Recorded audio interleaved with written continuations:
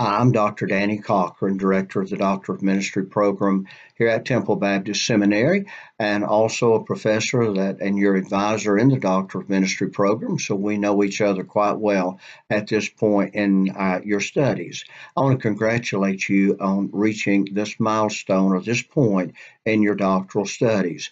This is the class in which you learn procedures that will help you in developing your Doctor of Ministry project. There are some things I want to share with you, and I'm going to highlight just some things in the course material. And when you enter the course, one of the first things you want to do is be certain you download all the documents. There's a syllabus, there is the assignment, course schedule and assignments, there is the Doctor of Ministry handbook, and a book called Turabian Tutor. Those are essential documents that you'll be using throughout this course. You'll be using the handbook and the Turabian Tutor throughout your Doctor of Ministry project. So be certain that you download that material and have readily access to it, and do not be afraid to consult Turabian Tutor as you're working with grammatical issues, formatting, and things of that nature. One of the first things I want to talk with you about is the difference between the Doctor of Ministry project and a Doctor of Philosophy dissertation. I have the privilege of holding both degrees, so I've done a Doctor of Ministry project and done a PhD dissertation. And people compare them in different ways, but I think the way that I'd want you to compare those two as you complete this program would be the nature of the degree program. There are academic degrees and there are professional degrees. A Doctor of Medicine, a Doctor of Optometry, a Doctor of Veterinarian Science, that is a professional doctorate. The Doctor of Theology, Doctor of Philosophy, those are academic doctorates. And the academic doctorate, you're doing what is known as pure research. You're seeking to expand the body of knowledge in a particular field. And that knowledge, you hope, will be applied by practitioners and will make a difference in the quality of work in that field. But you're basically seeking to expand the body of knowledge in that particular field. In the professional degree, you are doing what is known as applied research. Now, you're doing research, but you're not just doing research and recording your findings. You are applying that research to a particular problem, need, or issue in ministry, and you are then developing ways of addressing issues and challenges, as well as means of seizing opportunities. Compare who you will be when you complete your Doctor of Ministry degree to a person who holds the MD or Doctor of Medicine degree. The medical doctor has a patient come to see him or her, and there's a physical problem. There's a need that needs to be addressed, or that person can be coming for a checkup, and in that case, they're seeking to maintain quality of health. They're seeking to make some adjustments in their lifestyle, and other aspects, maybe even the medications they're taking to continue that quality of lifestyle. Consider yourself as a doctor of ministry. You're a person who seeks to do things to help keep churches healthy, thriving, and vibrant. You're also a doctor who seeks to analyze problems that are in the church and or other type of ministry, and then you seek ways of treating those problems, addressing those needs, so that local body of believers can continue to be healthy and productive and thriving as the body of Jesus Christ in that particular location. And so when you're doing your Doctor of Ministry project, you are a skilled physician, a spiritual physician. You're seeking to either restore health or maintain health in a body of believers or in a particular ministry. As you begin to do your study, you need to remember that there are 4 types of Doctor of Ministry programs, and actually there's an option for you to do another type maybe that's outside the norm, and you can do that with my approval as the advisor. But the 4 major types are ministry skills development. That is a type project in which you, as the minister, think about an area of ministry in which you would like to enhance your skills. You'd like to be more effective, more efficient in that area of ministry. You would develop a program for doing that, and it could be a number of things. Could be But you would develop a program or a process for doing that, and then you would implement that and then evaluate how effective that process was in making you more competent in that particular area of ministry. Because the Doctor of Ministry degree is intended to enhance ministry competencies. And so another is a ministry research degree. And in the ministry research degree, you're looking at areas of need in a particular ministry. You're considering what are the needs, what is a problem hindering that ministry, what is going on in that ministry that needs to be addressed. You would do research about the ministry, research for addressing that problem, and then you wouldn't implement a program. You would simply prescribe a plan of action for that ministry to have a healthier, more vibrant, more effective, and more efficient ministry. And so that one is very similar to the program development ministry. In the program development ministry, you develop a program to enhance the ministry or address a need in a church. In the program development ministry, you implement the program as part of that process and then evaluate the program. That is my preferred of the two. There are some situations where the ministry research is better, but the program development allows you to implement a program, and part of your doctoral project report would be that you are going to evaluate your program, you're going to adjust your program, and then use it in a more effective way in the future. And then, of course, the fourth is case studies. And that's where you, as a doctoral student, will find a ministry that is effectively doing ministry in a particular field of ministry that you're interested in.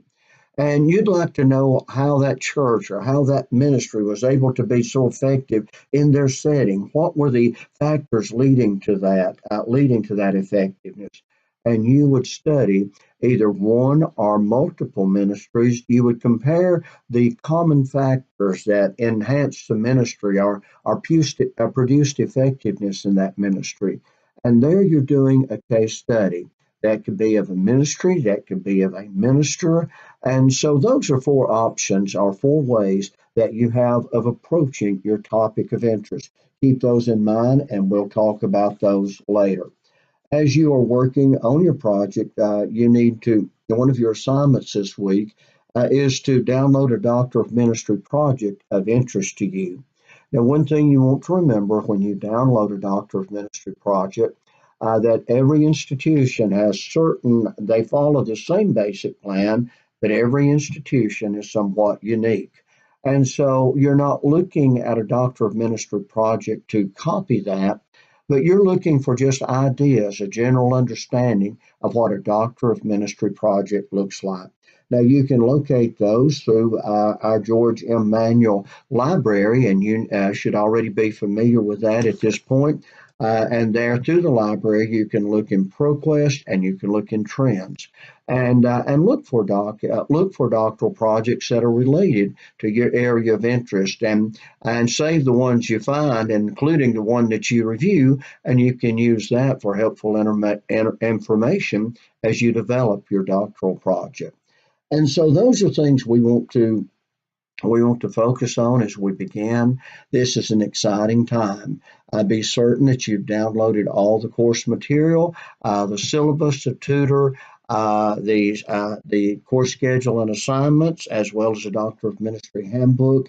And then remember that during these 15 weeks of study, you're going to be interacting with each other during the early weeks, especially. You'll be doing discussion boards, and entering those discussion boards with you, and we'll look at problems. And right now, it seems a bit overwhelming.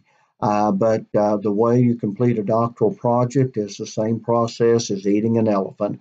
one bite at a time. And I at times felt intimidated by both my DMin project and my PhD dissertation. And if you do become discouraged, look at me and say, hey, if he can do both of those, I can do this Doctor of Ministry project. I can do whatever God calls me to do if I'm willing to seek the help, I'm willing to pay the price, and I'm willing to be tenacious and complete the assignment. Be careful as you're ordering your textbooks. For instance, this is now the 9th edition of Turabian, and I have been now using the 6th, 7th, 8th, and now the 9th edition. And these change. It's always important that you use the latest edition of manuals and other reference books like this. We've talked about this in earlier courses. And now, as you read Turabian Tutor and Turabian, remember that in the Doctor of Ministry program, there are 3 levels of authority as far as formatting and grammar. The lowest level is this book, the Turabian book. The second is the school style manual, which for us is Turabian Tutor. And then the final authority would be your professor, which is yours truly. Take some time, look over your resources, and don't be overwhelmed by the books and the technicality of those books. We'll walk through those together. We're going to have a good time. We're going to learn how to eat this elephant called a doctoral project one bite at a time. And I'm looking forward to the day when I shake your hands on graduation night and call you doctor and then your last name. Let me pray for you, and then we'll begin our work soon. Father, I thank you for these students.